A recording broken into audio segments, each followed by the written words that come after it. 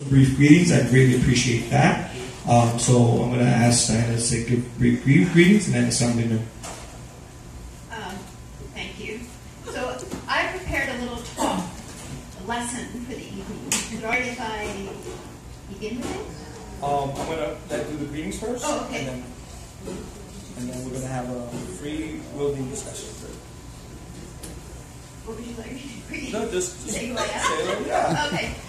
So I'm Diana Finch. I am a longtime voting rights activist. I am a poll worker. I became a poll worker because one of my clients, a literary agent, wrote a book called The Best Democracy Money Can Buy about how elections are rigged. And I thought, I want to see this from the inside.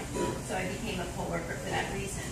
I'm also a member of the Bronx Progressives, which grew out of the Bernie movement. And as a literary agent, one of the things that I do a lot of on my job is negotiation and contracts. And that's one reason I think why I'm so interested in the Constitution. Thank you. Ladies and gentlemen, your Assemblyman, my Assemblyman, our Assemblyman, the Honorable Jeffrey Dillitz. Wow, I think we're in the stadium or something. I'll give a brief introduction. First of all, I represent Riverdale, Kingsbridge Heights, Van Cortlandt Village, Norwood, Woodlawn, Wakefield, and part of Marble Hill. So it's the whole northwest chunk of the Bronx, not just Riverdale. I too am a voting rights advocate. In fact, over the years, I think I've probably registered thousands, certainly hundreds and hundreds and hundreds of new voters over many years, and that's one thing I've worked very hard on. I suspect on many of the issues, the two of us are going to agree on many of the issues, if not how to go about making them happen. So I'll talk no further, I'll just get started. All right, ding, ding, ding. So, does anybody have a coin? Ladies first. You know what? I'm going to say, as sexist as that is, I would go along with that. Okay, no coin. It's not sexist. Okay, so I will. So what I'm going to do, I'm going to step back a little bit because I want everyone to. We'll make it home field advantage. There you go. Okay. We'll use the sports metaphor. Gender neutral metaphor. So, BPECA, good luck to both of you, and I'm going to pass the mic, and here we go. Diana Finch! Hello, everyone. So I'm very glad to be here tonight on the yes side, not the no vote, because I don't like negative campaigning. I want to tell you the story of how I came to be a yes vote. A year ago, I knew almost nothing about constitutional conventions. Then, last March, the night of the big snowstorm, two people with decades of experience in Albany, Bill Samuels, who worked with Mario Cuomo, and Morgan Pemi, a journalist, came to meet with our new group, the Bronx Progressives. They explained how a constitutional convention works. Written into the first Constitution and further detailed by a historic constitutional convention, so it's something the architects of the Constitution intended for us to have, is the opportunity every 20 years for the voters of New York State to vote on this question. It's just 13 words. Is that okay? Sorry, my laptop skipped here. Shall there be a convention to revise the Constitution and amend the same? In other words, should we have a statewide meeting to discuss our basic rights? If we vote to have the meeting, next November we elect 3 delegates from each of the 63 state Senate districts. Anyone can run to be a delegate, and there are groups supporting new candidates teaching them how to do this. We also elect 15 delegates statewide for a total of 204. Delegates are paid state senators' salary. In April 2019, it's mandated in the Constitution, they start meeting in Albany on a schedule that the delegates decide. Whatever amendments the delegates come up with, the voters vote to approve in the next general election. Bill and Morgan's reason for wanting a convention: the corruption in Albany. Constant stalemates on any significant legislation, power vested in 3 or 4 men at the top. Since 2000, over 40 state politicians left office for criminal activity or ethics violations. Wow. State government has become a big business, and it's time to change that conversation. The way we elect our officials needs reform, and our voting rights are among the weakest in the nation. We don't have early voting, automatic registration. We have closed primaries.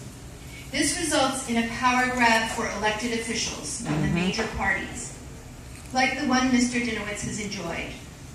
Politicians first get into office, typically through appointment by party bosses in special elections, timed so that when someone resigns or retires in between regular elections, they avoid primaries, like Mr. Dinowitz did, I believe, in 1994. Then, for the first real election, they are the incumbent. About 80% to 90% of incumbents win re-election. And that's everywhere, not just in New York State. This means they easily stay in office for 20 years or more, as Mr. Dinowitz has done. So Bill and Morgan were very supportive and inspiring about a convention, and I was intrigued. Then I happened to mention it to one of my clients. Her eyes lit up and she said, "Oh, my father was a convention delegate in Montana in 1972. It was such a historic, important event in Montana, they honored the delegates 40 years later with a special celebration, and they made documentary films about it." She told me the delegates were real Montanans, ranchers and farmers. They took on big business, a monopoly industry running Montana, anaconda mining, in a state dominated by big money and outside interests. Delegate arguments during the convention made front-page headlines. Before the internet and social media, can you imagine how we're going to be discussing the convention now? Their signature achievement, they added wording to their convention for the right to a clean and healthful environment. Article 19, the state and each person shall maintain and improve a clean and healthful environment in Montana for present and future generations. So I checked our Constitution. The word environment is not even in it. They call it conservation. The wording, which is from 1938, protects specific forests, specific wilderness areas, and agriculture, but not rivers or coastlines, not towns or cities, not the water we drink or the air we breathe. I was eager to learn more about the Montana Convention, and I watched the documentary. There was a little old lady from the League of Women Voters who said they decided before they started to study the constitutions. Their constitution was 80 years old. Ours was also last revised by a convention 80 years ago. They asked, what is a constitution? What does a constitution do? 3 things. The state constitution first establishes a basic organizational structure for state government. Second, the Constitution serves to establish fundamental rights. Third, the Constitution can state the most important policy goals of the people of the state.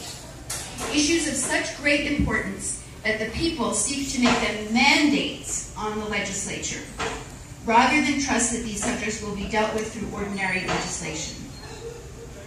How does the state constitution differ from the U.S. Constitution? I was interested to learn that the U.S. Constitution relies on the existence of state constitutions and leaves a lot up to them. Our New York Constitution already is 7 times as long as the U.S. Constitution. Wow. I did what the little old ladies recommended, and I actually read the Constitution, and I thought about the Bill of Rights, which I think is the most important part of a Constitution. The Montana Constitution has 36 rights in their Bill of Rights. We have only 15. Our Equal Rights Clause was written in 1938. It only protects against discrimination for race, color, and creed or religion, which are kind of the same thing. No. It does not protect New Yorkers from being discriminated against due to gender, age, disability, or national origin. The right to a public education is not on the basic list of rights. The wording we do have is weak and lacks an equal spending requirement.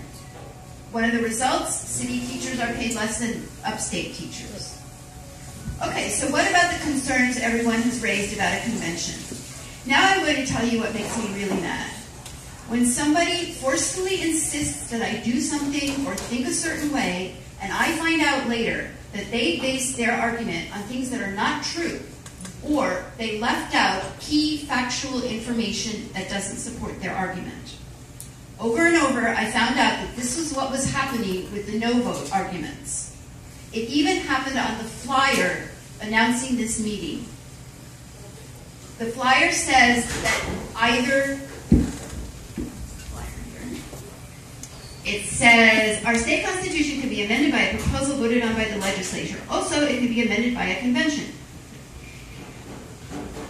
To amend the Constitution by legislature, the legislature has to pass the proposed amendment twice and in consecutive sessions for the amendment to even be put on the ballot for the voters to approve. I think that's an important distinction. A slew of amendments were made in 2001 this way through the legislature to change the sexist language of the Constitution from his to his and her, and he to he and she, including in the Equal Rights Clause, where the legislature changed this, but didn't bother to also add the word gender and give the she's equal rights. The best advice I got was Google it. Anything you want to know about, look it up online. You'll find the facts and the answers to all the no arguments. And while we're at it, we can also add the right to a free internet to our Constitution. Pensions. Here's what I learned from a top union lawyer, Arthur Schwartz, co-general counsel at TWU Local 100, who grew up in our neighborhood near Laconia Avenue and went to Bronx High School of Science. Pensions are protected because they are contractual. New York Convention delegates wisely did this in the 1938 convention. States you hear about that lost pension rights didn't make them contractual. Don't confuse constitutional rights for existing pensions and pension contracts with pension negotiations, which are done with the legislature. Pensions of future employees can be reduced by the legislature, and Mr. Dinowitz has voted to make future pensions lower at least 2 times, for Tier 5 and Tier 6. The vote yes is simply a vote to have a meeting. It is not a vote to take away or reduce your pension. Naturally, there are concerns about the process. It's something we haven't done for 50 years, since 1967. Who will be the delegates? How hard is it to get elected? Will all the delegates just be elected officials? No, there'll be community leaders, union officials, especially retired ones, professors and lawyers. Why it won't be elected officials only? Voters don't want them double dipping on salary and trying to do 2 jobs at the same time where there's a conflict of interest. And consider the schedule. The Constitution says the convention starts in April, just when state legislatures are in their busiest season to finalize the budget. We'll elect the top 3 best delegates, which might include elected officials. I can think of one from our neighborhood who would be a great delegate, our city council person, Richie Torres. You can form your own party to run as a delegate, as Rosanna explained, with a slate of your friends, the Protect Our Rights Party, the Clean Air and Water Party. Petitioning to get signatures is a lot of work, but it's where your campaign starts, one-on-one, introducing yourself to the voters. How much does a convention cost, and is that too much? It's probably, I figured, $10 per registered voter in New York State, once every 20 years. Maybe 100 million. Judicial savings. The Bar Associations of New York City and New York State are for a convention for this reason. Consolidating our court system in accordance with their detailed and well-organized plan would save an estimated $502 million every year. And speaking of costs, there's the matter of non-specific lump sum funding. Citizens Union found $13 billion in the current state budget that the governor and the legislature decide on how it's spent without accountability to us. That's $13 billion. Gerrymandered state Senate districts. Even ours is gerrymandered. From Throbsneck and Pelham Bay, up into Westchester and Pelham, over to Riverdale through a skinny little connector through the Fordham-Bedford area. But here is where we look beyond the narrow Democrat versus Republican divides, which are exaggerated and which are used to keep us apart. Beyond the upstate versus downstate, we both care about the environment. We all care about public education. We have common ground. A constitutional convention works more like BPECA. We're Trump voters and Hillary voters, but we all work together for the good of our community. And about gerrymandering, don't use something that needs to be changed through a constitutional convention as the reason not to have one. Don't tell people that because of an unfair situation that is oppressing them, they should admit that they're powerless and must accept the unfair situation. That is not the American way. The concern that big money will dominate, big money is on the vote no side, not to have a convention. At least double. You can check it out on Ballotopedia. Who are the top 10 political donors in New York City? 9 of them are unions. In 2018, the big money spending will be on the midterm elections, the governor races, and the U.S. and Senate House races in the key swing states, not on the 204 state convention delegates in New York. So in closing, we are being offered a great once-in-20 years opportunity for an exercise in participatory democracy and a chance for a 3-year statewide conversation about the issues that really matter. The process gives ordinary citizens the power to shape the conversation from beginning to end. And we get the last word. Our vote is the last thing that counts in the process when we vote to approve or veto the proposed constitutional amendments. I have confidence in my fellow New Yorkers to unite, just like we do here in BPECA, for the good of the community. I believe that just like Montana will have a historic constitutional convention and add rights that all New Yorkers want and all New Yorkers will be proud of.